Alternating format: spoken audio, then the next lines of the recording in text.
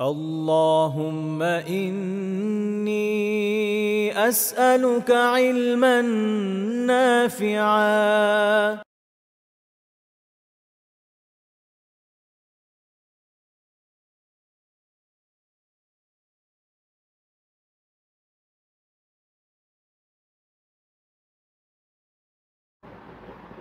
إن الحمد لله نحمده ونستعينه ونصلي على رسوله الكريم وعلى آله وصحبه أجمعين ما بعد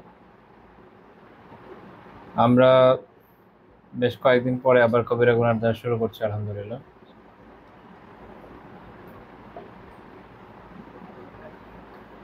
আজকে আমাদের আলোচ্য বিষয় হচ্ছে শেখ রাহিমাহুল্লাহ তাআলা যে অধ্যায় বানিয়েছেন, অধ্যায়ের নাম হচ্ছে বাবুত তাশাক্কুক ওয়া তাকাল্লুফিল ফাসাহা। এটাকে আবিধানিকভাবে করতে গেলে এটা নিজে আরেক কৃত্রিমতা হয়ে যাবে বাংলা ভাষায়, যে সহজভাবে আমরা এভাবে বলতে পারি যে এভাবে বলতে পারি যে কথায় ভনিতা করা বা ভনিতা করে কথা বলা, সেটা এই জন্য যেন অন্যের উপর প্রাধান্য স্থাপন কেউ করতে পারে।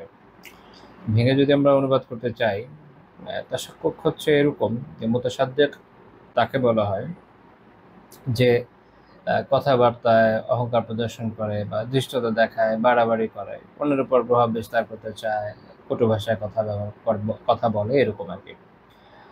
আর পরের যে অংশ আছে সেটা হচ্ছে যে বাগ্মিতার ক্ষেত্রে হয়তো কষ্ট করাই বলতে পারি বাংলায়।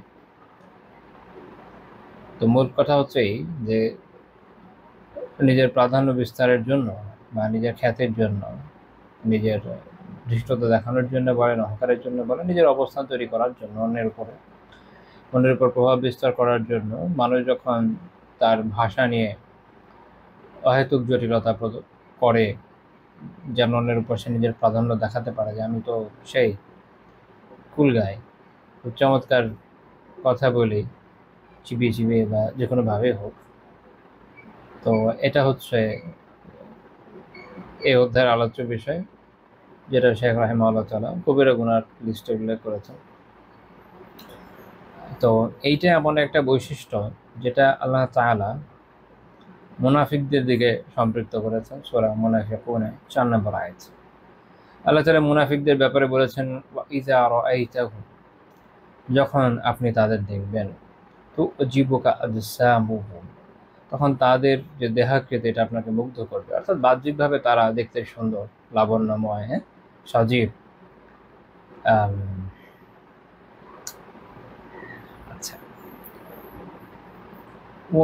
ইয়াকুলু, আর যদি তারা কথা বলে বা যখন তারা কথা বলবে, তাসমা লিকাউলিহিম, তখন আপনি সাগ্রহে তাদের কথা শুনবেন, কেননা তাদের ভাষা অত্যন্ত বিশুদ্ধ এবং তারা বাকপটু।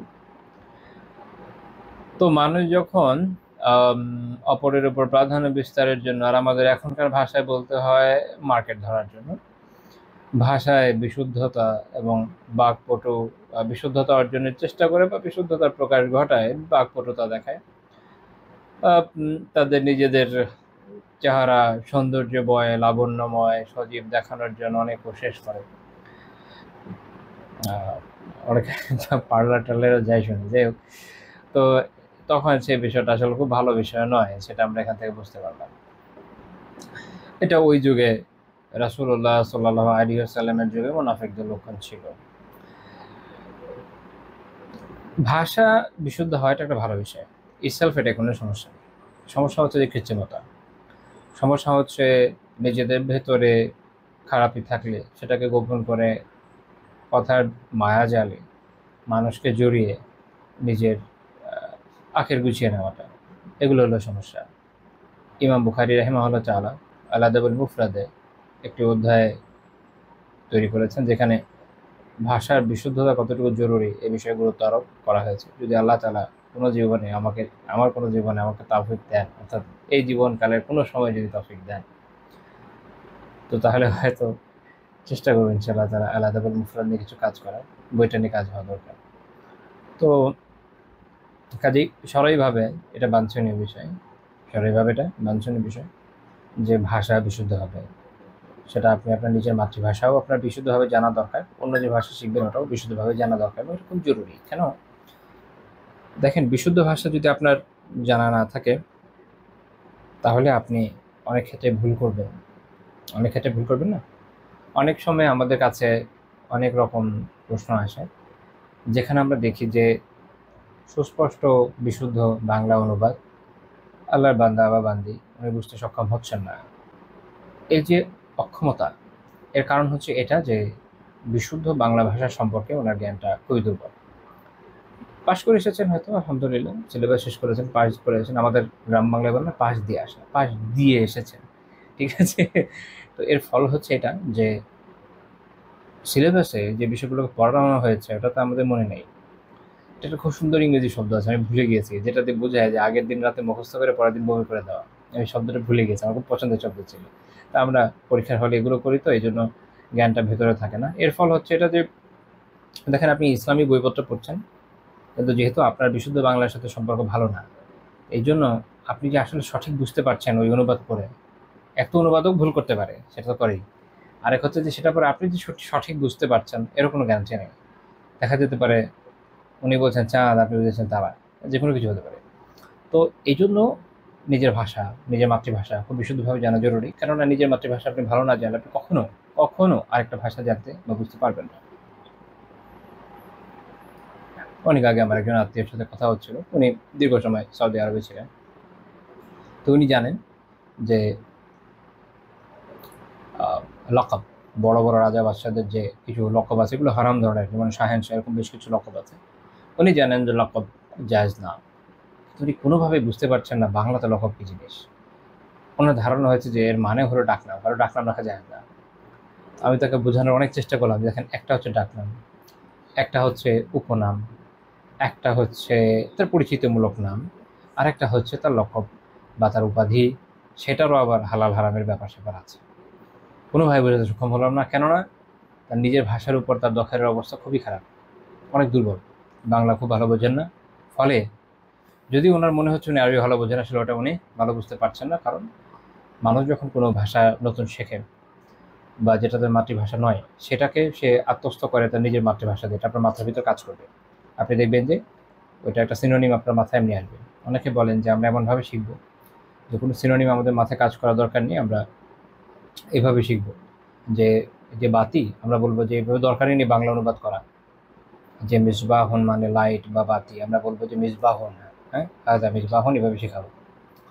তো ভালো, খুবই ভালো। সমস্যা হচ্ছে যে যখন তাকে এটা ব্যাখ্যা করতে দেওয়া হবে সে তার নিজের ভাষায় ব্যাখ্যা করতে পারবে না। এটার আমাদের দেখা আছে, অদেখা বিষয় নয়, এটা নতুন কিছু না। তো এই জন্য নিজের ভাষার সাথে যোগাযোগ সম্পৃক্ততা খুবই জরুরি, এমনকি শারিয়া বোঝার জন্য, এমনকি শারিয়া বোঝার জন্য। নয়তো আপনি শারিয়াতের মাসআলা উলামা ব্যাখ্যা করলেও আপনি ভুল বুঝবেন। আবার এমন হতে পারে যিনি ব্যাখ্যা করছেন তার নিজেরও ভাষাগত দুর্বলতা থাকতে পারে, ফলে তিনি নিজে উপস্থাপনে ভুল করলেন। উভয়টাই হওয়া সম্ভব। এই জন্য ভাষা বিশুদ্ধ হওয়া দরকার, এতে কোনো সন্দেহ সংশয়ের অবকাশ নেই। নিজের ভাষাও ইসলামের ভাষা হিসেবে আরবি ভাষা অথবা যে কোনো ভাষা যা আপনি শিখতে চান, কোনো সমস্যা না, এটা কোনো সমস্যা না। আপনি সুন্দর থাকেন, হাদিসে এই বিষয়ে উৎসাহ দেওয়া হচ্ছে, তাতেও কোনো সমস্যা না। সমস্যা হচ্ছে যে এগুলোকে দুনিয়া কামানোর মাধ্যম বানিয়ে কথার মায়া জালে সেটাকে দিন হিসেবে উপস্থাপন করে নিজের আখের গুছিয়ে নেওয়া, দ্যাটস দ্য প্রবলেম। এবং এটা যখন হয়, মানুষ তখন এমন এক নিফাকের দিকে চলে যায় নিজেও বুঝতে পারে না। তো এই জন্য এটা আল্লাহ তাআলা মুনাফিকদের বৈশিষ্ট্য বলেছেন। মুনাফিকরা তাদের ভিতরে কুফর শিরক সবই তো ছিল, তাই না? কিন্তু তারা তাদের বাহ্যিক যে অ্যাপিয়ারেন্স, তাদের যে ভাষার বাকপটুতা, বিশুদ্ধতা, এটা দিয়ে এটাকে ঢাকার চেষ্টা করত। তো এই জন্য যদি আপনার আলহামদুলিল্লাহ আল্লাহ তাআলা আপনাকে সৌন্দর্য দেন, যদি আল্লাহ তাআলা আপনাকে সুন্দরভাবে নিজের অভিব্যক্তি প্রকাশ করার সক্ষমতা দান করেন, আলহামদুলিল্লাহ, খুবই ভালো। এটাকে যদি আপনি দিনের জন্য ব্যবহার করেন সেটাও খুব ভালো, সেটাও খুব ভালো, কোনো সমস্যা না। সমস্যা হচ্ছে যখন সেটা এমন পর্যায়ে চলে যায় যেটা শরিয়ার কামনার বাইরে, বা এমন কাজ যেটা সঠিক নয়। তো এক্ষেত্রে শেখ রাহিমাহুল্লাহ তাআলা হাদিস উল্লেখ করেছেন, সহিহ বুখারী হাদিস 5767 নম্বর হাদিস। রাসূলুল্লাহ সাল্লাল্লাহু আলাইহি ওয়াসাল্লাম বলেছেন, ইন্না মিনাল বায়ানি লাসিহরা, নিশ্চয়ই কথায় জাদু আছে, কিছু এমন কথা আছে যেগুলোতে কি আছে, জাদু আছে। জাদু আসলে কিরকম? জাদু আহ, একটা মায়াজাল তৈরি করে। সেই মায়াজালের ফলে মানুষ সত্য এবং মিথ্যাকে আলাদা করতে সক্ষম হয় না, তাই না? তো যেটাকে বাংলা একটা শব্দ আছে না, ইন্দ্রজাল, ইন্দ্রজাল তৈরি করে। আপনার ইন্দ্রিয়ের উপরে প্রভাব বিস্তার করবে, ফলে মনে হবে সে যেটা দেখাচ্ছে এটা সত্য, আসলে তা নয়, আসলে সেটা মিথ্যা। তো এই জন্য আরবি ভাষার বিখ্যাত ইমাম আল আজহারী রাহিমাহুল্লাহ তাআলা তাযহিবুল লুগাহ এই কিতাবে উল্লেখ করছেন। এই অংশ নিয়ে ব্যাখ্যা করতে গিয়ে বলছেন, আমি শুধু বাংলাটা বলি, যে আল্লাহ তাআলা ভালো জানেন। উনি বলছেন, যেটা উনি এভাবে বলছেন যে কান্নাল মা'আনা ওয়াল্লাহু আ'লাম। এটা অর্থ হয়তো এরকমই যে আল্লাহ তাআলা ভালো জানেন যে এটা কোন ধরনের ক্ষেত্রে এই কথা আল্লাহ রাসূল বলছেন সাল্লাল্লাহু আলাইহি ওয়াসাল্লাম, যে হতে পারে যেমন ব্যক্তি তিনি তার বাকপটুতায় এমন পর্যায়ে পৌঁছে গেলেন যে কারো যদি প্রশংসা করেন এত সুন্দরভাবে করবেন যে শ্রোতাদের হৃদয়ে সেদিকে একদম আকৃষ্ট হয়ে যায়। আবার যখন কারো নিন্দা করেন এত প্রভাবশালীভাবে সেই নিন্দাটা করবেন যে মানুষের হৃদয় এই বিষয়ে আকৃষ্ট হবে যে হ্যাঁ, সে আসলেই খারাপ। ফলে কি হয় যে তার যে কথার জাদু এটা শ্রোতাদের মুগ্ধ করে ফেলে। কারণ উনি বলছেন যে আসলুস সিহর, জাদুর মূল কি? সরফু শাই আন হাকিকাতিহি ইলা গায়রিহি, কোনো কিছুর যে হাকিকাত প্রকৃত স্বরূপকে অন্যদিকে রূপান্তরিত করে দেওয়া, এটা হলো জাদুর মূল। তো এর ফলে যেটা হয় যে যাদের এরকম বাকপটুতা থাকে, অর্থাৎ এইভাবে কথাবার্তা যারা বলেন জটিলতার মাধ্যমে, সৌন্দর্যের মাধ্যমে, বাকপটুতার মাধ্যমে, সাবলীলতার মাধ্যমে, তারা সত্য এবং মিথ্যা ধারেন না। তারা যে কাজটা করেন যে তাদের যখন যেটা দরকার সেদিকে মানুষকে আকৃষ্ট করে। এখন আপনারা আপনাদের ব্যক্তি জীবনে দীর্ঘ সময়ে বিভিন্ন সময়ে নিশ্চয়ই অনেক ধরনের বক্তার অনেক ধরনের কথা শুনে থাকবেন। সেগুলোকে এই মাপকাঠিতে যদি চিন্তা করেন, অনেকের ব্যাপারে আপনি একটা জিনিস, যদি স্মৃতি দুর্বল না হয়, কারণ একটা কথা আছে জাতির স্মৃতি দুর্বল হয়ে থাকে, জাতির স্মৃতি দুর্বল হয়ে থাকে। যদি সেটা না হয়ে থাকে তাহলে হতে পারে যে আপনার খেয়াল হবে যে কখনো একই ব্যক্তি কারো ব্যাপারে প্রশংসা করতে করতে মুখে ফেনা তুলে ফেলছে, তিনি এই, তিনি সেই, তিনি আমাদের এই, তিনি আমাদের ওই। আবার সময়ের পরিক্রমায় দেখা যাচ্ছে সে একই ব্যক্তি খুব সুন্দর সাবলীল ভাবে বাকপটুতার মাধ্যমে বলছেন যে সে এই ছিল, সে খারাপ ছিল, সে এমন ছিল, সে তেমন ছিল। তখন আপনার আগেরবার মনে হয়েছে যে তিনি আসলে অসাধারণ মানুষ, তিনি নিশ্চয়ই আমাদের জাতির অমুক এবং তমুক লাগেন। আর পরবর্তী পর্যায়ে গিয়ে আপনার মনে হচ্ছে যে না, তিনি আসলেই খারাপ, অনেক খারাপ, আমরা ভুল করেছি তার ব্যাপারে ভালো হয়ে। কিন্তু যেহেতু জাতির স্মৃতি দুর্বল হয়ে থাকে, একই ব্যক্তি যে খুব দ্রুত না, মোটামুটি কয়েক বছরের একটা সময় একদম সম্পূর্ণ বিপরীত দিকে টার্ন নিয়ে নিলেন, এটা আমাদের খেয়াল থাকছে না। এইটা হচ্ছে ওই কথা, যে নিন্দা, যে কথার নিন্দা এখানে করা হচ্ছে হাদিসে।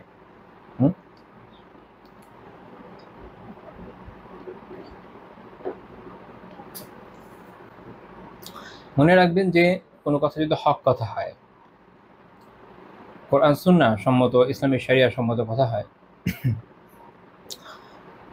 সেইটা কখনো এমন বিষয় হয় যেটা ইজতিহাদের বিষয়, নতুন কোনো একটা মাসআলা আসলো যেটা আগে কখনো ছিল না, গবেষণার দরকার, একজন আলিম তার সক্ষমতা অনুযায়ী গবেষণা করলেন, সর্বোচ্চ প্রয়াসের মাধ্যমে হয়ে গেল। ভুল হয়ে যেতে পারে, মানুষেরই ভুল হয়। পরে উনি আবার ওখান থেকে ইউটার্নি নিলেন, মনে করে যে একদম উল্টো, একদম বিপরীত কোনো সমাধানে উনি পরবর্তী সময়ে পৌঁছালেন, এটা হতে পারে। সেক্ষেত্রে ওনার কর্তব্য সেটা বলে দেওয়া, আমার আগেরই মতো ভুল ছিল, এটা ঠিক আছে। আর আরেকটা হচ্ছে যে বিষয়টা এরকম যে স্বীকারই করতে চাচ্ছে না, না আগে সে ভুল করেছে। আরেকটা বিষয় হলো এরকম যে এরকম কোনো নতুন গবেষণালব্ধ বিষয়ও না, বরং স্বাভাবিক সামাজিক, রাজনৈতিক, রাষ্ট্রীয় বিষয়, ব্যক্তি জীবনের বিভিন্ন দিক, শরিয়ার বিভিন্ন ব্যাখ্যা বিশ্লেষণ, যেগুলো অনেক আগে থেকে যা আছে এমনই, আসলে এটা চেঞ্জের সম্ভাবনা তেমন নাই। তো সেটা বিভিন্ন কারণে, কখনো তার পলিটিক্যাল অ্যালায়েন্সের জন্য, কখনো অন্য কোনো স্বার্থ থাকতে পারে, আল্লাহ তাআলা একমাত্র ভালো জানেন, অন্তরের খবর জানি না। তো দেখা যাচ্ছে যে সেই অবস্থান থেকে একদম কি করছে, ইউটার্ন নিচ্ছে। এবং নিজের বাকপটুতার মাধ্যমে মানুষকে পটিয়ে ফেলছে। তো এসব ব্যাপারে আপনারা দয়া করে আল্লাহর রাস্তায় সাবধান থাকেন। মানুষ তার কথার এই জন্যই হাদিসে এটা বলা হয়েছে, কি বলা হয়েছে, যে ইন্না মিনাল বায়ানি লাসিহরা, নিশ্চয়ই কথায় কি আছে, জাদু আছে। কারণ কারো কথা এরকম যে সে দিনকে রাত, রাতকে দিন প্রমাণ করে দিতে পারে কথার সৌন্দর্যে মায়া জালে, আর আমরাও ভুলে যাই। ভুলে সেই লোক এক একবার এক এক দিকে যেতে বললে আমরাও সে এক একবার এক এক দিকে যাই। আমাদের অনুভূতি হয় না যে এটা কিন্তু এই লোক কিন্তু আগের বার আরেক কথা বলেছিল। আবার কেউ যদি সে ভুল ধরিয়ে দিতে আসে, দেখবেন যে শত শত অনুসারী ক্ষুব্ধ হয়ে ওঠে। এখন কেউ যদি এই অবস্থায় পৌঁছে যায়, তাহলে আমরা ছোটবেলায় যে একটা গল্প পড়েছিলাম হ্যাভেলিয়নের বাঁশিওয়ালার গল্প, এটা ওইরকমই আর কি। তার কথা, তার এই লোকের কথা হচ্ছে সেই বাঁশি, যেদিকে নিবে আপনি ওইদিকেই দৌড়াবেন। আমি একজনের কথা বলছি না, বিগত বহু বছরে বহুজনকে দেখে অভিজ্ঞতা আমার হয়েছে, সে অনুযায়ী আপনাদেরকে বললাম। আচ্ছা, দ্বিতীয় যে হাদিস শেখ রাহিমাহুল্লাহ উল্লেখ করেছেন সেটা এই যে আল্লাহ রসুল সাল্লাল্লাহু আলাইহি ওয়াসাল্লাম বলেছেন, ইন্নাল্লাহা ইয়াবগাদুল বালিগা মিনার রিজালি আল্লাযী ইয়াতাখাল্লালু বিলিসানিহি কামা তাতাখাল্লালুল বাকারা। নিশ্চয় আল্লাহ সে সকল বাকপটু বাগ্মী লোকদেরকে ঘৃণা করেন, আল্লাহ তাআলা ঘৃণা করেন যারা গরুর জাবর কাটার মতো করে কথা বলে। ইমাম তিরমিজি রাহিমাহুল্লাহ হাদিসটি উল্লেখ করেছেন, 2853 নম্বর হাদিস। তিনি বলেছেন হাদিস হাসান গরীব। তো আল বালিগ অর্থাৎ ফাসিহ, যে এলোকোয়েন্ট, অত্যন্ত সাবলীলভাবে বাগ্মিতার সাথে কথা বলে। এটা খাল্লালুর অর্থ হচ্ছে আকুলু, অর্থাৎ হচ্ছে খায়, মানে গরু যেভাবে জাবর কাটে না, জাবর কেটে কেটে খেতে থাকে সেভাবে। তো এইখানে দুইটা বিষয়, দুইটা ব্যাখ্যা আলিমদের থেকে প্রসিদ্ধ ব্যাখ্যা হিসাবে দুটো ব্যাখ্যা উল্লেখ করবো এই হাদিসের। দুইটাই অ্যাপ্লিকেবল, দুইটাই প্রযোজ্য। একটা হচ্ছে ইমাম মুজিরউদ্দিন জাইদানি রাহিমাহুল্লাহ যে ব্যাখ্যা করেছেন সেটা হচ্ছে এই, অর্থাৎ গরু যেমন ঘাস খায়, সেটা সে উপকারীও খায় অপকারীও খায়, তার মধ্যে কোনো পার্থক্য করে না, যা পায় চিবুতে থাকে, যা পায় চিবুতে থাকে। তো এইখানে যে ধরনের লোকদের কথা বলা হচ্ছে হচ্ছে তারা, তাদের কথাবার্তায় বা তারা যে শের পাঠ করে, কবিতা পাঠ করে, এক্ষেত্রে তাদের এটা নিয়ে মাথা ব্যথা নাই যে সেটা হাসান আও কাবিহ, সেটা সুন্দর নাকি হাসান আল কাবিহ, সেটা সুন্দর নাকি নিকৃষ্ট, তাদের মাথা ব্যথা নাই। ওটাতে সওয়াব আছে নাকি গুনাহ আছে, এগুলোকে সে বিবেচনা করে না। অর্থাৎ গরুর ঘাস খাওয়ার মতো সে যা পায় তাই খেতে থাকে, যা মুখে আসে তাই বলতে থাকে। এখনকার সময়ে আমি কিছু উদাহরণ যদি এই প্রসঙ্গে দিই, অনেক ওয়াইজকে, বিভিন্ন বক্তাকে ইসলামিক পার্টির লোক বলেন, সেকুলার পার্টির লোক বলেন, বিভিন্ন ধরনের লোক, অর্থাৎ যারা মঞ্চে কথা বলেন, তাদের অনেকের ক্ষেত্রে দেখবেন যে তারা যে কি বলছেন একমাত্র আল্লাহই জানে। সে কথা ভালোই হলো না খারাপই হলো, এটা নিয়ে তাদের কোনো মাথা ব্যথা নেই। মাথায় আসছে বলে দিচ্ছে, বলার দরকার বলেছে, টাকা দিয়ে বসিয়ে দিয়েছে স্টেজে, ঘন্টা প্রতি এত টাকা, না বলে তো আর যাওয়া যাবে না। এখন আল্লাহ তাআলা যাকে এই তৌফিক দিয়েছেন, 30 দিনে মাশাআল্লাহ 30টা না, আসলে আরো বেশি হয়, বিভিন্ন জায়গায় বক্তব্য দেওয়ার সুযোগ রয়েছে, তার দৌড়ের উপর আছে, সে পড়বে কখন আর বলবে কখন, তাই না? তো মাথায় যা আসে চলছে। তো এর মধ্যে দেখবেন জোকস বলবে, অবশ্যই মানুষের মনোযোগ রাখার জন্য কখনো হালকা কথাবার্তা বলতে হয়, এতে বিশেষ কোনো সমস্যা আমি দেখি না। বাট এমনও দেখবে যে ওইটাই মুখ্য, হাসি ঠাট্টা করছে, জোকস বলছে, 1 ঘন্টা কথা বলছে, দিনের হাতে গোনা কয়েকটা কথাই আপনি ওখান থেকে শিখতে পারবেন, এই তো। অর্থাৎ কি বলছে না বলছে কোনো পরোয়া তার নেই, তার এটারও পরোয়া নেই যে সে যা বলছে এটা কি সওয়াবের বিষয় হলো না গুনার বিষয় হলো, কিছু যায় আসে না, তার যেদিকে ঝোঁক আছে বলে দিবে। ধরেন তার কোনো পলিটিক্যাল ঝোঁক আছে, ওইদিকে বলে দিবে, কোনো রাজনীতি দিনই কোনো দলের ঝোঁক আছে বলে দিবে, এটা তার কোনো মাথা ব্যথা নাই যে সওয়াবই হলো না গুনাহ হলো। এটা হলো একটা দিক। আরেকটা দিক হচ্ছে এরকম, যেটা ইমাম তিরমিজি রাহিমাহুল্লাহ তাআলা ব্যাখ্যা করেছেন, যে সে কথাবার্তার ক্ষেত্রে ওয়াল্লাযী ইয়াতাশাক্কাকু ফিল কালামি, যে তার কথাবার্তা এরকম কষ্ট করে বাড়াবাড়ি করে, যে মানে জোর করে জবান ঘুরিয়ে খুব পাকিয়ে টাকিয়ে এমনভাবে কথা বলে যেভাবে গরু তার জিহ্বা দিয়ে ঘাস পাকিয়ে খায়। দুঃখিত, আমি এটার কোনো উদাহরণ আপনাদেরকে উচ্চারণ করে দিতে পারবো না, এটা আমার সামর্থ্যের ঊর্ধ্বে। তো এটা আপনারা তো আমার থেকে ভালো জানেন। আচ্ছা, তো তাহলে আমরা বুঝলাম যে এই ধরনের বিষয় কি না, এটা বৈধ বিষয় নয়, এগুলো থেকে বাঁচতে হবে। এটা কবিরা গুনার মধ্যে আলিমরা আলোচনা করেছেন।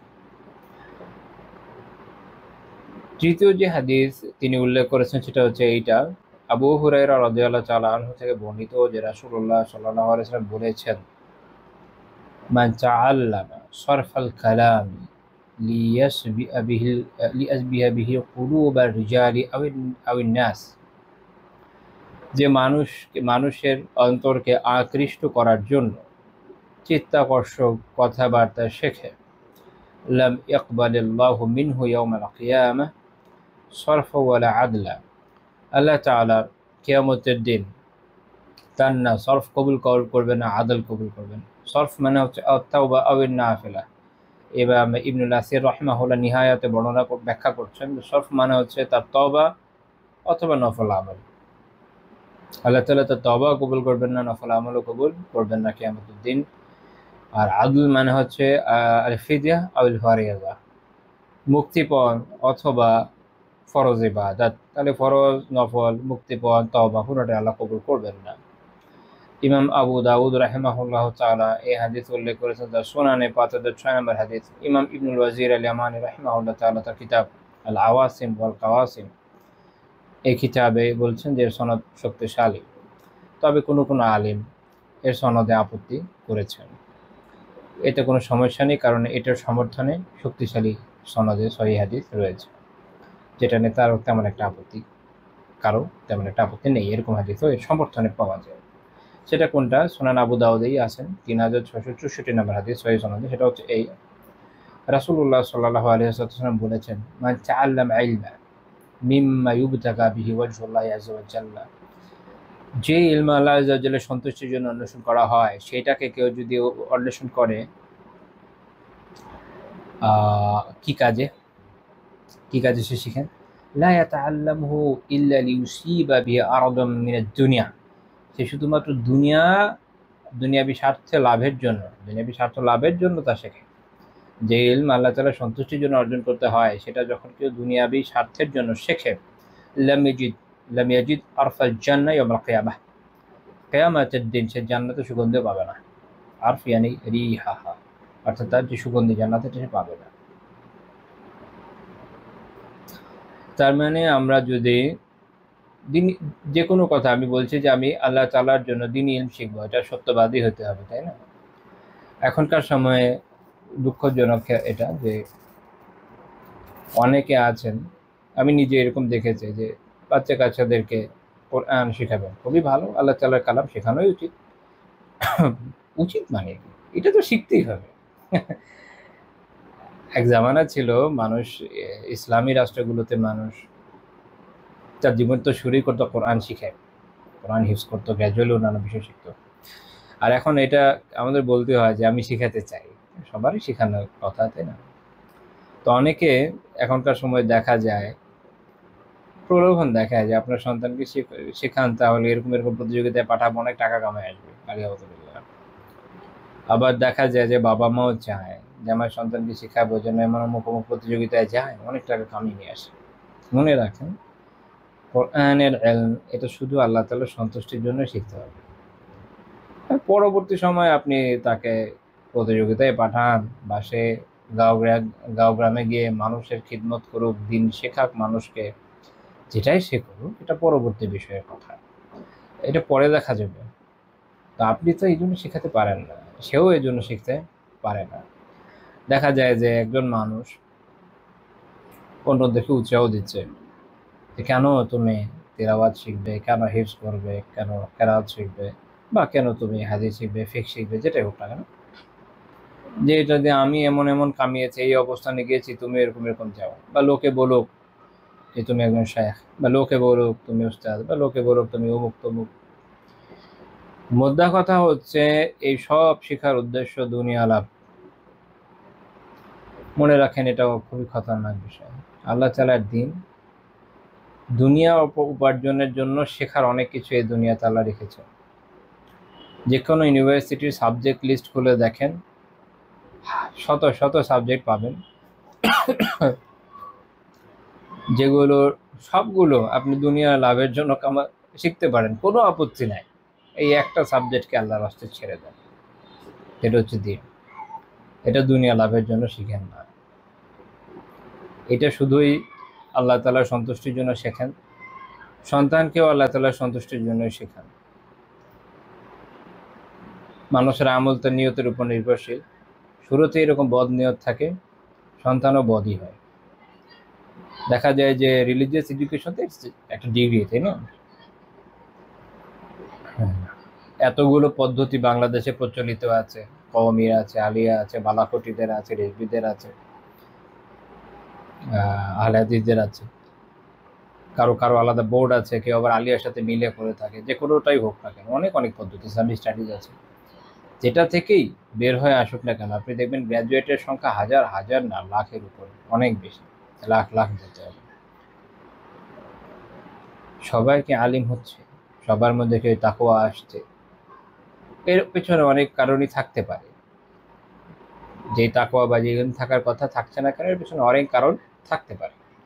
একটা কারণ তো অবশ্যই এইটা যে আপনার নিয়ত ঠিক ছিল কিনা, বা বাবা মা ওই নিয়তে দিচ্ছেন কিনা। যেমন অনেক ক্ষেত্রে এরকম হতো, এখন একটু কমে চলা হলো, আশা করি আগামীতে আরো কমবে, যে মানুষ তার সবচেয়ে দুর্বল মেধার সন্তানকে দিত, কি করে খাবে, দেয় মাদ্রাসা দিয়ে দিই। এটা হচ্ছে শরিয়াতের সাথে মশকরা করা। আল্লাহ তাআলা কি জানেন না যে কেন দিচ্ছেন? যেমন নিয়তে দিয়েছেন তেমনই হয়, সেও দুর্বলই হয়ে বেরোবে, সবল হয়ে বেরোর সম্ভাবনা কম। তো আল্লাহ তাআলার জন্য যদি আসলে কাউকে উৎসর্গ করতে হয়, সেরকম মানসম্মত কাউকে উৎসর্গ করতে হবে। আর দিনের মেমরি খুব টাফ, শেখার জন্য সেই মেধাও থাকা লাগে। আচ্ছা, এক 2 নম্বর হচ্ছে যে আরেক দল হচ্ছে এই চিন্তা করে দেয় যে এর মাধ্যমে এই বানাবো,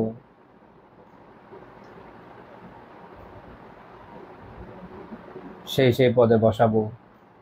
তো ফলে যেটা হয় যে যেই মানসম্মত শিক্ষা তার অর্জন করে আসার কথা, ভালো জায়গায় সে পড়ে, কিন্তু সেই শিক্ষাটা সে অর্জন করে না, সে তাকওয়া, সেই এলম তার মধ্যে আসে না। এই জন্য এটা ঠিক করে নিতে হবে আমাদের। আল্লাহ তাআলা তৌফিক দেন, আমিন, যেন আমাদের নিয়তটা ঠিক হয়। তো যাই হোক, যেটা বলছিলাম, মূল হাদিসটা এবার ব্যাক করে, যেটা শেখ রাহিমাহুল্লাহ তাআলা উল্লেখ করেছেন। তাহলে মানুষকে আকৃষ্ট করার জন্য এভাবে যদি কেউ চিত্তাকর্ষক কথাবার্তা শেখে, আল্লাহ তাআলা এটা পছন্দ করেন না।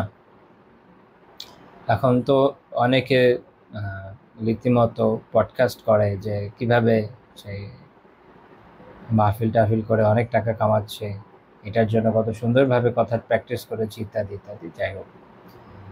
যাই হোক, এখানে আরেকটা পয়েন্ট আমি বলে দিতে চাই, সেটা হচ্ছে যে যদি এমন হয় যেটার উদ্দেশ্য হয় এই যে মানুষ সুন্দর কথা পছন্দ করে, তার মধ্যে ইখলাস আছে, টাকা কামানোর ধান্দা থেকে সে কাজ করেনি।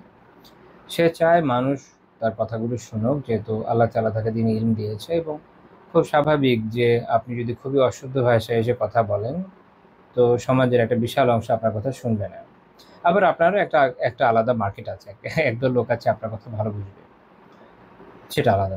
কিন্তু আপনি চাচ্ছেন যে একটা নির্দিষ্ট শ্রেণীকে দ্বীনি বিষয় শেখাতে, এবং এটার জন্য এটা আপনার নিয়ত, এবং এটার জন্য আপনি কষ্ট করে নিজের বাচনভঙ্গিকে, কথাকে, সবকিছু সুন্দর করলে, এতে কোনো সমস্যা নেই, এটা বৈধ, এটা অবৈধ না। মাওলানা মোহাম্মদ ইয়াহ্যা সাহেব রাহিমাহুল্লাহ তাআলা ওনার উক্তি শেখুল হাদিস জাকারিয়া কান্দলাবি রাহিমাহুল্লাহ তাআলা বদরুল মজহুদে উল্লেখ করেছেন, যে মাওলানা ইয়াহ্যা রাহিমাহুল্লাহ তাআলা তাকরীরে এটা উল্লেখ করেছেন যে যদি তার নিয়ত এটা হয় যে তার কথার মাধ্যমে, তার ওয়াজের মাধ্যমে আল্লাহ তাআলার রাস্তায় খালিসভাবে সে এটা করবে, যেন মানুষের দ্বারা যেন মানুষের দ্বারা প্রভাবিত হয়, বুঝাই ফেলা যায় না, তাহলে এতে কোনো সমস্যা নাই। কাজে যদি উদ্দেশ্য ভালো হয়, উদ্দেশ্য যে ভালো, এটা বোঝা যাবে কিভাবে? তার আমল থেকে, তাই না? বাহ্যিক অবস্থা থেকে তো বোঝা যাবে, আমরা তার অন্তর যাচাই করতে পারবো না।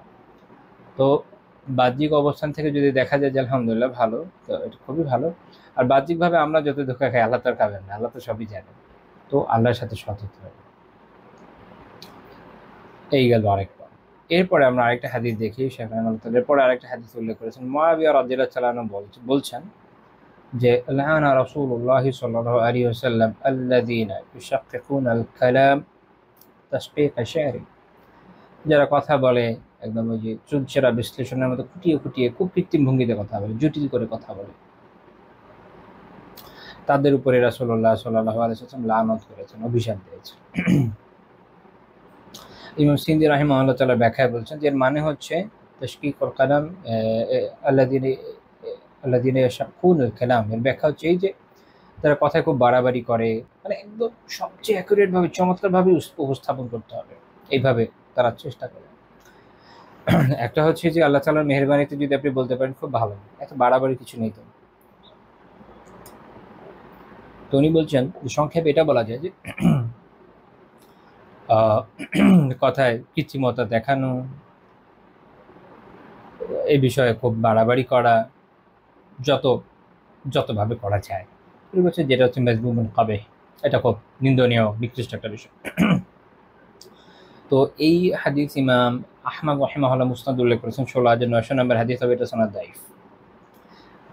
তারহিবের ক্ষেত্রে নিরুৎসাহিত করার জন্য এরকম দুর্বল বর্ণনা বৈধ, যেটা আমরা বর্ণনা করব। এছাড়া এই হাদিসের সমর্থনে সহিহ হাদিস আছে, মুসনাদে আছে ৫,৬৮৭ নম্বর হাদিস। নবী সাল্লাল্লাহু আলাইহি ওয়াসাল্লাম একদিন দাঁড়িয়ে বলেন, ইয়া আইয়ুহান নাস, প্রিয় লোকেরা, কওলু বিকাওলিকুম, তোমরা সাধারণভাবে যেভাবে কথা বলো, স্বাভাবিক যে কথা বলো ওভাবে বলো। ফাইন্নামা তাশকীকুল কালাম মিনাশ শাইতান, কেননা কথাকে যে জটিলভাবে সাজানো, যেটা আমরা বলতে পারি যে খুব একদম চুজিং দ্য বেস্ট ওয়ার্ড, এইভাবে আমাকে করতে হবে করে, এবং দেখেন স্বাভাবিকভাবে আসলে কোনো সমস্যা নাই, কিন্তু এটা নিজের উপরে এত কঠিনভাবে আরোপ করা যে কথা শুনলেই বোঝা যাচ্ছে যে আপনি খুব কৃত্রিমভাবে কথা বলছেন, আপনি স্বাভাবিকভাবে কথা বলেন না। আপনার মানুষের বলে না দুই দুই দুই দুমুখ, আপনার হচ্ছে দুই জবান। একটা হচ্ছে আপনি যেভাবে মানুষের সাথে কথা বলেন, আরেকটা হচ্ছে যখন আপনি মানুষের সামনে উপস্থাপনা করেন, এটা। তো সেক্ষেত্রে আল্লাহ রাসূল কি বলছেন ওই ধরনের কথার ক্ষেত্রে, যেটা হচ্ছে মিনা শয়তানের পক্ষ থেকে আসে।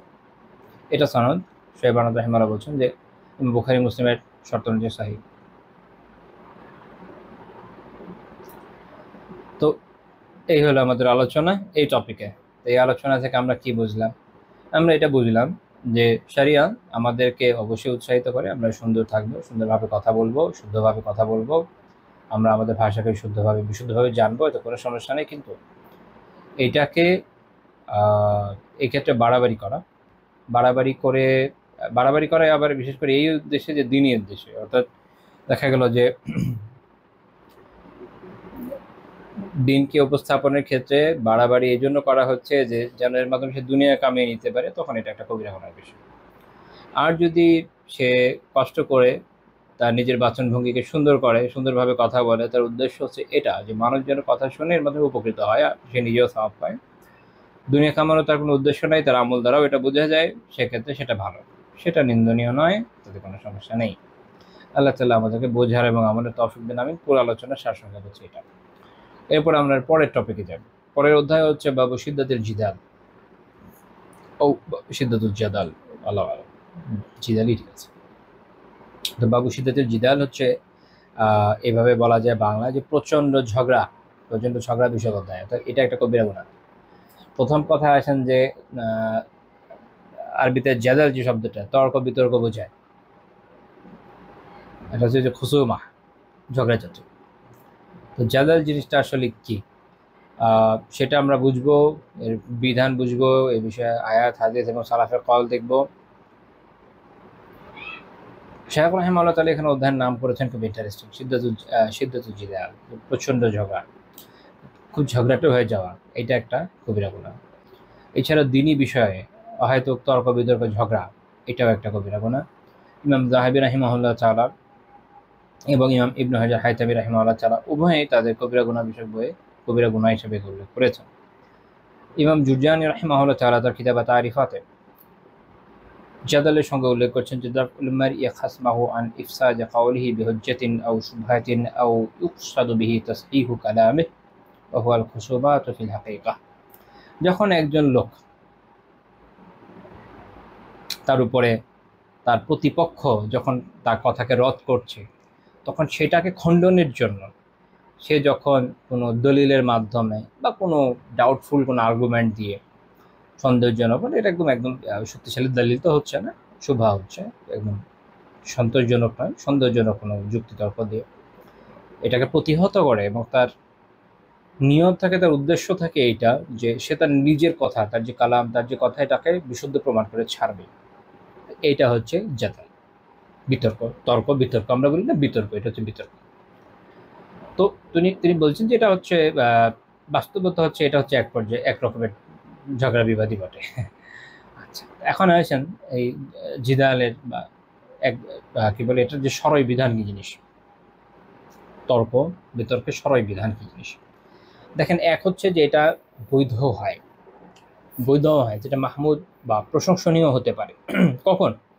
যখন হককে প্রকাশ করার জন্য আমরা তর্ক বিতর্ক করি, তখন এটা শুধু বৈধ না, এটা প্রশংসনীয়। আল্লাহ তাআলা সূরা আন-নাহলে 125 নম্বর আয়াতে বলেছেন, ওয়াজাদিলহুম বিল্লাতি হিয়া আহসান, তাদের সাথে এইভাবে তর্ক বিতর্ক করুন যেটা সর্বোত্তম, আহসান, সর্বোত্তম, একদম বেস্ট হয়ে যেটা হয় সে অনুযায়ী করেন। তো তাহলে এটা খুব প্রশংসনীয়, আল্লাহ তাআলা যেহেতু নির্দেশ দিয়েছেন, এটা প্রশংসনীয়। আর আরেকটা হতে পারে যেটা নিন্দনীয়, সেটা কোনটা? যখন কেউ সত্য থেকে, সঠিক অবস্থান থেকে ভাগার জন্য তর্ক বিতর্ক করে, যে মানবই না, তখন এটা হচ্ছে মাজমুম, এটা হচ্ছে নিন্দনীয়। এছাড়া দিনের বিষয়ে অহেতুক তর্ক বিতর্ক করা, সেটাও নিন্দনীয়, দিনের বিষয়ে অহেতুক তর্ক বিতর্ক। এখানে আরেকটা বিষয় আছে, সেটা হচ্ছে আলিম যারা, তাদের সাথে অনেকে যেটা করেন যে বিভিন্ন ধরনের তর্ক বিতর্ক করেন, অথচ ওই বিষয়ে তার জ্ঞান নাই। মনে রাখতে হবে, এক হচ্ছে যে যদি আপনি কোনো কিছু না জানেন, এটার সমাধান হচ্ছে জিজ্ঞেস করেন, এটা কি হবে উত্তর, উনি যা জানেন ওনার জ্ঞান অনুযায়ী জানাচ্ছেন, আচ্ছা আলহামদুলিল্লাহ মানলে। বুঝতে না পারলে বলতে পারেন যে আমি তো বুঝতে পারলাম না বিষয়টা। কখনো কখনো না বুঝলেও চলে, অনেক কিছু আমরা দুনিয়াতে বুঝি না। এটা তো খুব কমন একটা উদাহরণ আছে, যেমন ফর এক্সাম্পল, যেহেতু আমি অসুস্থ থাকি, আমার নিজের উদাহরণ দিতে পারি, ডক্টর আমাকে এত এত প্রেসক্রিপশন দিয়েছে, আমি তো কিছুই বুঝি না, কীভাবে কী হলো, এটাই ফলো দিয়েছে, তারা এক্সপার্ট, মেনে নিচ্ছে। বাসা বানাবো, ইঞ্জিনিয়ার ডিজাইন দিয়ে দিয়েছে, সব তো বোঝা দরকার নেই। কিছু কিছু জায়গায় বলা যায় যে আচ্ছা এই রুমটা একটু এরকম হোক, তাহলে আমার জন্য ভালোই করা যাবে। এখন আমার তো মনে হতে পারে যে আমি করে দিই, কিন্তু উনি না জানেন যে পিলারের এখান থেকে এখানে হলে কী কী দুর্ঘটনা ঘটার সম্ভাবনা থাকে। তো তিনি হয়তো বলছে যে না এটা হবে বা হবে না। যেমন ইভেন ডক্টরদের সাথে মাঝে মাঝে আর্গু করি না, তা তো না করি। ধরেন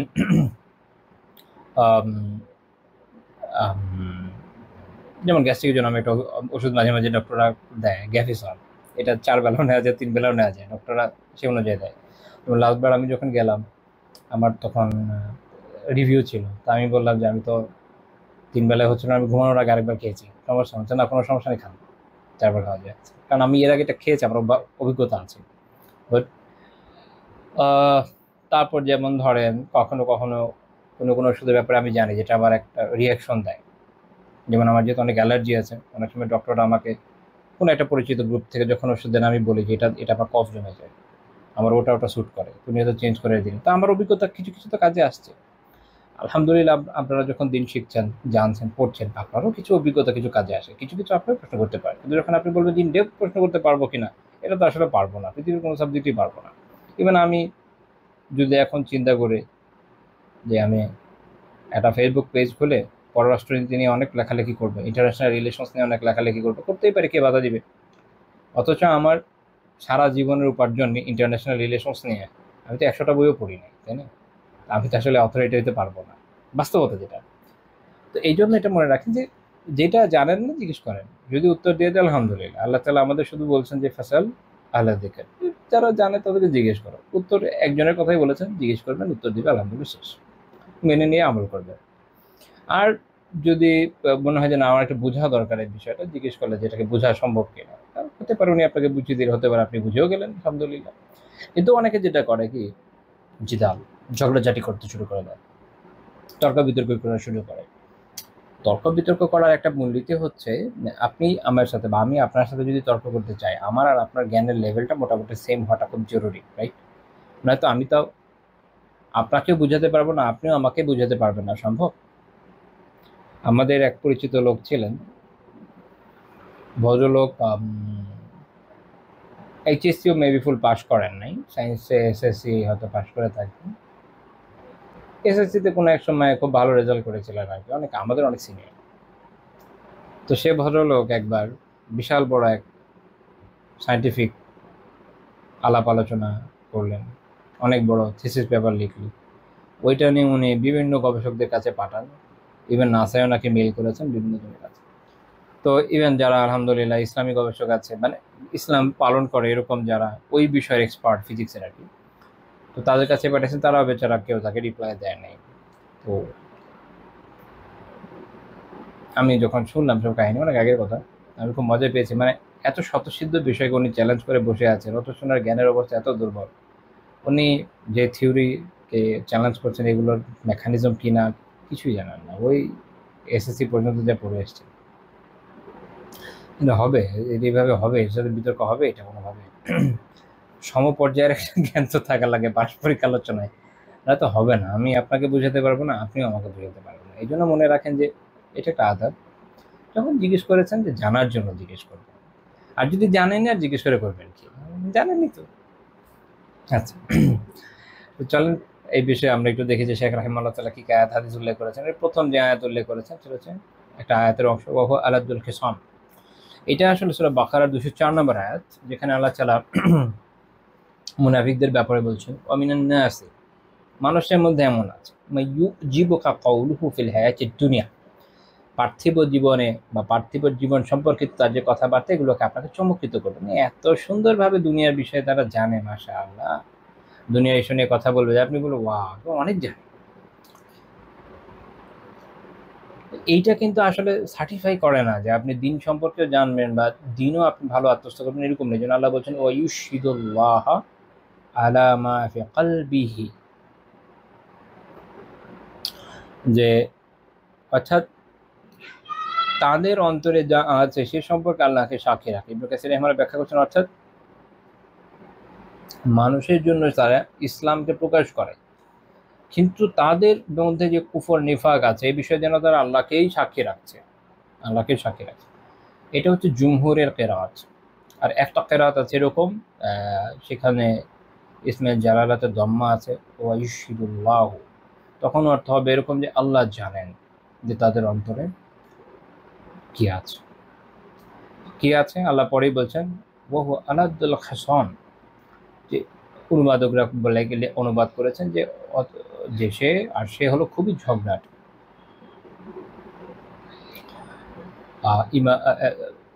জালালাইনে, তাফসীর জালালাইনের ব্যাখ্যা করেছে, অর্থাৎ শাদীদুল খুসুমা, শাদীদুল খুসুমা লাকা, আপনার সাথে, ওয়ালি আতাবাইকা লিআদাওয়াতিহি লাকা, আপনার সাথে তাদের যে দুশমনী সেটার জন্য আপনার সাথে এবং আপনার অনুসারীদের সাথে তারা অত্যন্ত ঝগড়াটে, তারা অত্যন্ত ঝগড়াটে।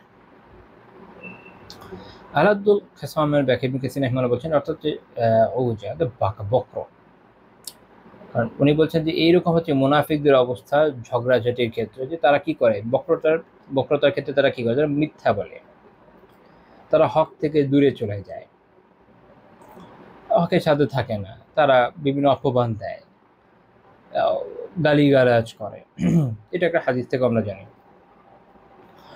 তো তাহলে এটা হচ্ছে মুনাফিকদের বৈশিষ্ট্য, যে যখন আপনি তর্ক দুঃখিত, একটা পোকা ঢুকে গেছে মনে হচ্ছে। আচ্ছা, তো যখন আপনি তর্ক বিতর্ক করবেন, দিনী বিষয় ধরেন, দিনী বিষয় নিয়ে মূলত এখানে আলোচনা, তো অন্যান্যটাও ব্যাপকভাবে যাবে, অনেক বেশি ঝগড়াটে হওয়া দিনী ছাড়াও সাধারণ বিষয়, এটা বৈধ বিষয় নয়, যাই হোক অন্তর কঠিন করে দেয়। তো দিনী বিষয় যখন ঝগড়াঝাটি করছে, মুনাফিকরা কি করছে, বা দিনী বিষয়ে আমরা ঝগড়া বলবো না, বলি যে তর্ক, বা যেভাবে বললাম কি তর্ক শুনতে ভালো লাগে, তর্ক করছে, কিন্তু আসলে এটা ঝগড়াঝাটির মতো। কেন? কারণ তার তো হক গ্রহণের আগ্রহ নাই। তার আগ্রহ হচ্ছে সে তর্ক করবে, সে প্রয়োজনে আপনাকে হারানোর জন্য মিথ্যা কথা বলবে, আপনার ব্যাপারে বিভিন্ন অপবাদ দিবে, আপনার সাথে even গালিগালাজও করতে পারে। এখন দেখেন এগুলো আমরা অনলাইনে দেখি কিনা, দিনী বিষয় আলাপ আলোচনা করছে, কেউ আপনি একটা দিনী বিষয় লিখলেন আলহামদুলিল্লাহ বা শেয়ার দিলেন, কিছু লোক এসে হাজির হয়ে যাবে, তারা দেখা যাবে যে কখনো আপনি যেটা বলছেন এটা না বলে অন্য একটা কিছু আপনার নামে মিথ্যা চাপিয়ে দিয়ে ছড়িয়ে দিবে। কেউ ইভেন এখন তো কি আরো ভয়ানক বিষয়, মানুষ স্ক্রিনশট বানিয়ে প্রচার করে। আল্লাহ জানে এটা, মানে আল্লাহকে আদৌ ভয় করে কিনা, করলে এটা কোন ধরনের ভয় আমি বুঝি না, যে এটা মিথ্যা কথা প্রচার করতে পারে। তারপর দেখবেন যে হক গ্রহণের তো আগ্রহ নেই, আপনার নামে অপবাদ দিয়ে বসে থাকবে, আপনাকে আপনার ইভেন গালিগালাজ করবে, নিকৃষ্ট সব গালিগালাজ। আপনি নিজে থেকে মানুষ ইসলামী দাবি করে, সুবহানাল্লাহ। এটা হচ্ছে বৈশিষ্ট্য যেটা ওই আমলে মুনাফিকদের ছিল দুঃখজনক ভাবে। এখন এখন কার অন্তরে নিফাক আছে আল্লাহ ছাড়া তো কেউ জানে না। বাহ্যিকভাবে মুনাফিকদের এই বৈশিষ্ট্য দুঃখজনক ভাবে অনেক মানুষের মধ্যে চলে এসছে, যারা নিজেদেরকে মুসলিম দাবি করছে।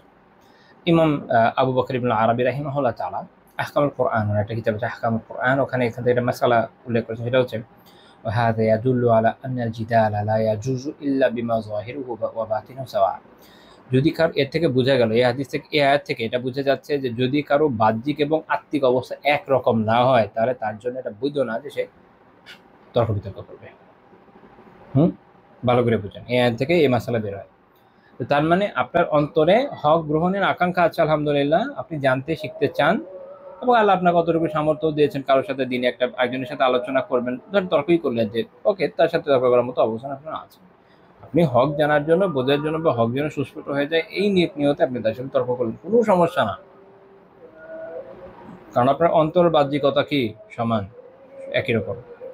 বাহ্যিকভাবে আপনি বললেন যে হযরত আপনার কাছে আমার একটা প্রশ্ন আছে, আমি জানতে চাই, আর মনে মনে হচ্ছে এরকম যে বেটা তুই খালি উত্তরটা দে, তারপর দেখ তোর আমি কি করতেছি। জায়েজ না, এটা বৈধ না, এটা এই ধরনের কাজ বৈধ না, শারীরিকভাবে বৈধ নয়। দিয়ে বোঝা যাচ্ছে। আল্লাহ তাআলা আমাদের বোঝার তৌফিক দান। এটা তো নিফাক, এটা তো নিফাক, এটা এটা এটা মহামারীর মতো হয়ে গেছে, বিশেষ করে যারা দিন পালন করেন, এমনকি যাদের মধ্যে ইলম আল্লাহ তাআলা দিয়েছেন। এটা খুব মিঠা মিঠা মধুর কথা বলে আপনাকে বলবে যে বিষয়ে কি করতে হবে, আপনি বলে দিবেন, আপনার কোনো অনুমতি ছাড়া। আপনি যেটা ওয়ান টু ওয়ানে কথা বলছেন, এটা কি আমি একজনকে বলছি, আপনি আমাকে বলছেন, আপনি যে আমাকে বলছেন দুনিয়ার কেউ জানে না। আমার জন্য এটা বৈধ, আপনার অনুমতি ছাড়া কাউকে দেওয়া না, বৈধ না। ওটা আমি স্ক্রিনশট দিতে পারি না, আমার ইনবক্সে থাকবে, ওইটা আমি অন্য কাউকে জানাতে পারি না ভাবে, যতক্ষণ আপনি অনুমতি দিচ্ছেন, তাই না? যদি বিশাল কোনো সরাই কার্যকারণ দেখা না যায়, যেমন আপনি এসে বলছেন যে আমরা বাংলাদেশকে অমুক তমুক দেশের অংশ বানিয়ে ফেলবো না, আপনি এই বিষয়ে আমাদের সমর্থন দেন, আপনাকে আমরা এত টাকা দেব। ভূমিদের জন্য ক্ষতিকর, আমি বলে দিতে পারি, এটা বৈধ না। আমার আপনার পারস্পরিক একটা বিষয় আপনি একটু জিজ্ঞেস করলাম, কিন্তু বলে দিতে পারবো না অন্যদেরকে, আমি কিন্তু এটা প্রকাশ করতে পারবো না, এটা আমার জন্য বৈধ নয়। কিসের প্রাইভেসি, কিসের কি? তো দেখা যাচ্ছে এভাবে ছড়িয়ে দিচ্ছে, আরেকজনকে বিভিন্নভাবে সামাজিকভাবে হেয় করার চেষ্টা করছে, এটা সরাসরি বৈধ না। মনে রাখেন যে আপনি প্রশ্ন যখন করবেন, আপনার অন্তর এবং বাহ্যিকতা সমান হতে হবে। অর্থাৎ যেরকম ভাব দেখাচ্ছেন যে আমি জানতে চাই, অন্তরও তাই থাকতে হবে যে আমি জানতে চাই, এটা মাথায় রাখতে হবে। তারপর শেখ রাহমাতুল্লাহ তাআলা হাদিস উল্লেখ করছেন, সহিহ বুখারী 2457 নম্বর হাদিস, আয়েশা রাদিয়াল্লাহু তাআলা আনহা থেকে, যে নবী সাল্লাল্লাহু আলাইহি ওয়াসাল্লাম বলেছেন, ইন্না আবগাদার রিজালি ইলাল্লাহি আল আলাদুল খাসিম। নিশ্চয়ই আল্লাহ তাআলার কাছে সবথেকে বেশি ঘৃণিত হচ্ছে সে যে হচ্ছে আল আলাদুল খাসিম। এর অর্থ কি? আমি এটার আবিধানিক অর্থে না আগে ব্যাখ্যার দিকে যাই, কারণ আলেমরা একটা ব্যাখ্যা করেছে দুইটা প্রধান ব্যাখ্যা, প্রসিদ্ধ ব্যাখ্যা। এক, যে প্রচন্ড ঝগড়া যখন করে ওই সময় প্রচন্ড ঝগড়া করে, তাহলে আল্লাহ তাআলার কাছে সবচেয়ে ঘৃণিত ব্যক্তি হচ্ছে সে। এখানে যেমন একজন ইমাম উল্লেখ করেছেন যে আল্লাহ তাআলা এখানে শুধু মুশরিকদের আলাদা করে নাই, এটা আম কথা, অর্থাৎ মুমিন মুশরিক হোক কাফের হোক সবার জন্য প্রযোজ্য। যদি আপনি এরকম হন, এটা আপনি আল্লাহর কাছে ঘৃণিত ব্যক্তি। আল্লাহ তাআলা আমাদের বাঁচানো থেকে হেফাজত করেন। ঝগড়ার সময় প্রচন্ড ঝগড়াকারী, একটা ব্যাখ্যা। দুই নম্বর হচ্ছে এত ঝগড়া করে যে ঝগড়ায় তোর অভ্যাসে পরিণত হয়। আর মানে ঝগড়াটে, খালি ঝগড়া করে। তো তাহলে দুইটা খুব খারাপ, যে আপনি যখন কারোর সাথে ঝগড়া করছেন প্রচণ্ড ঝগড়া করবেন না। প্রচণ্ড ঝগড়া করলে স্বাভাবিক যে আপনি শরিয়াতের সীমা ভুলে যাবেন, মাথা গরম হয়ে যাবে, আপনি যা না তা বলবেন। কাউকে রিপ্লাই দিচ্ছেন, সে কিছু একটা বললো, মাথা গরম হলো, ঠান্ডা হন, শান্ত হন। সে যদি সীমা লঙ্ঘন করে এটার জন্য আল্লাহর কাছে সে দায়বদ্ধ। আপনি শান্ত হন, আপনি ভাবেন, ওই সময় রিপ্লাই দেওয়ার দরকার নাই, ওই সময় তাকে উত্তর দেওয়ার দরকার নেই, একটু ঘুরে টুরে আসেন, মাথা ঠান্ডা করেন, আউযুবিল্লাহ পড়েন, উজু করেন, দাঁড়িয়ে থাকলে বসে পড়েন, বসে থাকলে শুয়ে থাকেন, পড়েন, রাগটা কমুক, তারপর শান্ত হয়ে উত্তর দেন, যেন আপনি সীমা লঙ্ঘন না করেন। আরেকটা হচ্ছে যে এই সারাদিন দেখবেন যে ঝগড়া করেই যাচ্ছে। কিছু লোক আছে আমাদের সমাজে, দেখা যাচ্ছে যে ডানের প্রতিবেশী বামের প্রতিবেশী কেউই তার থেকে রক্ষা পাচ্ছে না, রাস্তায় যাচ্ছে মানুষ রক্ষা পাচ্ছে না, ওখানে গাড়ির ড্রাইভার থেকে নিয়ে হেল্পার, অফিসে যেখানে যাকে পায় প্রত্যেকের সাথে সে ঝগড়া করতেই থাকে, ঝগড়া করে যেন তার অভ্যাস। দুইটাই খুব খারাপ স্বভাব, দুইটাই খুব খারাপ স্বভাব। এই হাদিসের ব্যাখ্যায় দুইটাই আসবে। একটা আল্লাহ তাআলার কাছে ঘৃণিত লোক হয়ে যায় যে এই কাজ করে। আল্লাহ তাআলা আমাদের এ থেকে হেফাজত করেন, আমিন। এই জন্য শরিয়াত ঝগড়ার ত্যাগে অনেক উৎসাহ দিয়েছে। শাহ ওয়ালি দেহলভী রাহিমাহুল্লাহ তাআলা হুজ্জাতুল্লাহিল বালিগাতে বলছেন যে এই জন্য শরিয়া রাগিবা লিমান তারাকাল মুখাসামাতা ফিল হাক্কি ওয়াল বাতিল জামিআ, শরিয়া এখানে উৎসাহ দিয়েছেন কিসে? যে হক এবং বাতিল উভয় ক্ষেত্রে তর্ক বিতর্ক পরিহার করে। শরিয়া কিন্তু উভয়কে উৎসাহ দিয়েছে। কেন? কারণ এটা আপনার উদারতার যে দাওয়া, তার অনুগামী। শরিয়াত উদারতা শেখায়। তিনি এরপর একটা মজার কথা বলেছেন, কারণ আরেকটা কারণ হচ্ছে কি, ওয়াহিদুন কাসীরুম মা লা ইয়াকুনুল হাক্কু লাহু। অনেক ক্ষেত্রে এরকম হয় যে হক আসলে তার পক্ষে না, হক আসলে তার পক্ষে না। ওয়ায়াজুন্নু আন্নাল হাক্কা লাহু ফালা ইয়াখরুজু, কিন্তু সে মনে করছে হক মনে তার পক্ষে, সে ভাবছে আমি হকে। এই জন্য সে ঝগড়া করে যাচ্ছে, তর্ক বিতর্ক করে যাচ্ছে, আসলে হক তার পক্ষে না, ফলে সে ঝগড়া থেকে, তর্ক বিতর্ক থেকে বের হয়ে আসছে না। তো কিভাবে বুঝবেন আপনি? আপনি তো বুঝতে পারছেন না, কিন্তু আপনি কিন্তু ভুল পথে হাঁটছেন। এই জন্য শরিয়া এই দরজাটাই বন্ধ করে দিতে চেয়েছে, যেন এটা থেকে আমরা বিরত থাকি, যেন আমরা এইসব যত সম্ভব যথাসম্ভব এগুলো পরিহার করি। আমাদের সালাফের এটা মানহাজ ছিল না যে এ ওর সাথে ডিবেট করতে থাকবে, এর সাথে ওর সাথে ঝগড়া করতে থাকবে, এটাতে আসলে কোনো ফায়দা তো আসে না। তো এই জন্য সুনান আবু দাউদের 4800 নম্বর হাদিস, রাসূলুল্লাহ সাল্লাল্লাহু আলাইহি ওয়াসাল্লাম বলেছেন, আনা যাঈমুন বিবাইতিন ফি রাবাদিল জান্নাহ লিমান তারাকাল মিরাআ ওয়া ইন কানা মুহিক্কা। কেউ যদি হকদার হওয়া সত্ত্বেও, ন্যায়সঙ্গত হওয়া সত্ত্বেও ঝগড়াকে পরিহার করে, আমি তার জন্য রাবাদুল জান্নাতে একটি ঘরের জিম্মাদার। রাবাদুল জান্নাহ মানে জান্নাতের একদম চারপাশে, সীমানার ধারে। আর জান্নাতে একটা ঘর পেলেই কত ভাই। আল্লাহ রাসূল সাল্লাল্লাহু আলাইহি ওয়াসাল্লাম বলছেন যে তার জন্য আমি জান্নাতের এই বেষ্টনীর মধ্যে সীমানায় একটা ঘরের জিম্মাদার। ওয়াবিবাইতিন ফি ওয়াসাতিল জান্নাতি লিমান তারাকাল কাযিবা ওয়া ইন কানা মাযিহা। কেউ যদি মিথ্যা পরিত্যাগ করে, তার জন্য আমি জান্নাতের মাঝখানে একটা ঘরের জিম্মাদার, যদি সেটা তামাশার ছলে হোক না কেন। খুব কঠিন কাজ একদম মিথ্যাকে পরিহার করা। বিশেষ করে আমরা অনেক সময় লোক হাসানোর জন্য, মানুষকে খুশি করার জন্য একটা মিথ্যা বলে ফেলি। আল্লাহ আমাদেরকে সবাইকে হেফাজত করেন এবং এই ঘরটার পাওয়ার তৌফিক দেন, আমাকে, আপনাদের সবাইকে, আমিন। ওয়াবিবাইতিন ফি আ'লাল জান্নাতি লিমান হাসানা খুলুকা। আর যে তার চরিত্রকে সৌন্দর্যমণ্ডিত করে, আমি তার জন্য জান্নাতে সর্বোচ্চ স্থানে একটা ঘরের জিম্মাদার। আল্লাহ তাআলা দেন সবগুলো যেন আমরা পাই, আমি। তো এটা ইমাম আবু দাউদ রাহিমাহুল্লাহ উল্লেখ করেছেন 4800 নম্বর হাদিস। ইমাম নববী রাহিমাহুল্লাহ তাআলা রিয়াদুস সালিহিনে বলেছেন, যেটা সনদ সহিহ। আল্লাহু আকবার। তারপরে শেখ রাহিমাহুল্লাহ দ্বিতীয় যে হাদিস উল্লেখ করেছেন, সুনান তিরমিজির 1994 নম্বর হাদিস, ইবনু আব্বাস রাদিয়াল্লাহু আনহু বর্ণনা করেছেন যে রাসূলুল্লাহ সাল্লাল্লাহু আলাইহি ওয়াসাল্লাম বলেছেন, কাফা বিকা ইসমা আল্লাহ তাজালা মুখাসিবা। তোমার জন্য গুনাহ হিসাবে এটাই যথেষ্ট যে তুমি এই বিবাদ কখনো পরিত্যাগ করো না। সবসময় যখন বিবাদ করতে থাকো, তখন এটাই তোমার জন্য গুনাহ হিসাবে যথেষ্ট। আল্লামা মুবারকপুরী রহমতুল্লাহি আলাইহি তুহফাতুল আহওয়াজিতে বলছেন, কেন? কারণ হচ্ছে অনেক অনেক ঝগড়া বিবাদ, অনেক অনেক তর্ক, এটার ফল যেটা হয়, এটা মানুষকে নিন্দনীয় করে ফেলে এবং এটাতে অনেক নিন্দার বিষয় চলে আসে। দেখবেন যে যারা না অনেক বেশি ডিবেট করে, এই যে দিনই ডিবেটও করে, দেখবেন তাদের চরিত্রের মধ্যে কঠোরতা থাকে। কঠোরতা এমন পর্যায়ে চলে যায় যে হক না হোক সব জায়গায় কঠোরতা দেখানো শুরু করে এবং সে সীমা লঙ্ঘন করতে থাকে। সীমা লঙ্ঘন করতে করতে সে যে সীমা লঙ্ঘন করছে সেটাও ভুলে যায়। আমি আমি তার জীবনে এতগুলো দেখেছি যে আমি ভয় পেয়ে গেছি এই বিষয়টা নিয়ে। আমাকে যারা অনেক আগে থেকে চেনেন জানেন, কোনো এক সময় আমি নিজে অনলাইনে লেখালেখি এগুলো করতাম। আল্লাহ তাআলা আমাকে বিষয়গুলো দেখিয়ে দিয়েছেন আলহামদুলিল্লাহ, তুলনামূলক কম বয়সে। আমি তওবা করেছি, আল্লাহ আমাকে বাঁচান বাকি জীবনে, এই দোয়া করি আমি। খুবই ভয়ানক। এবং এই কঠোরতা চলে আসার ফলে মানুষ যে কোনো জায়গায় কঠোরতা করে ফেলে, যেটা তার জন্য বৈধ না, ওইটা সে আটকাতে পারে না, অভ্যাস হয়ে যায়। মানুষ বলে না অভ্যাসের দাস, ওই অবস্থায় চলে যায়। এই জন্য বাঁচা খুব জরুরি। তবে এই হাদিসটার সনদ ইমাম মুনাবির রাহিমাহুল্লাহ শরহুল জামি সগীরে দাঈফ বলেছেন, কিন্তু এটা আবু দারদা রাদিয়াল্লাহু তাআলা আনহু থেকে হাসান সনদে প্রমাণিত। আর মূল কথা ঠিকই আছে। সাহাবীরা এটা নিজে থেকে তো আর বলেন না, তাদের যা অর্জিত জ্ঞান আল্লাহ রাসূল থেকে অনুযায়ী তো বলেন সাল্লাল্লাহু আলাইহি ওয়াসাল্লাম। ইমাম দারিমি রাহিমাহুল্লাহ তাআলা তার মুসনাদ উল্লেখ করেছেন 301 নম্বর হাদিস, মুসনাদ দারিমির। আবু দারদা রাদিয়াল্লাহু তাআলা আনহু বলেছেন, লা তাকুনু আলিমা হাত্তা তাকুনু মুতাআল্লিমা। যতক্ষণ না তুমি শিক্ষার্থী হচ্ছ ততক্ষণ আলিম হতে পারবে। আলিম হতে হলে তাকে শিক্ষার্থী হতে হবে না, শিখে আগে তবে। হঠাৎ করে একদিন সে না শিখে বলবে যে আমি আলিম হয়ে গেছি, সেটা সম্ভব না। যাই হোক, এখনকার দুনিয়া অনেকেই করে আসলে দিনই বিষয়ে ধোঁকাবাজি করে। কার সাথে ধোঁকাবাজি হচ্ছে? আল্লাহর সাথে করে কি পার পাওয়া যাবে? ওয়ালা তাকুনু বিল ইলমি আলিমা হাত্তা তাকুনা বিহি আমিলা। তারপর তিনি বলছেন যে তুমি তোমার যে অর্জিত জ্ঞান না, এটা দিয়ে ততক্ষণ আসলে আলিম হতে পারবে না যতক্ষণ না ওই জ্ঞানের উপর আমল করছো। তাহলে আলিম হতে হলে সে অনুযায়ী আমল জরুরি কিনা? অনেক জরুরি। এটা একটা আলাদা আলোচ্য বিষয়। আমার মনে হয় ইউটিউবে আমার এটার উপর একটা ভিডিও আছে, আলহামদুলিল্লাহ। ওটা যদি পান দেখতে পান আমার চ্যানেলে।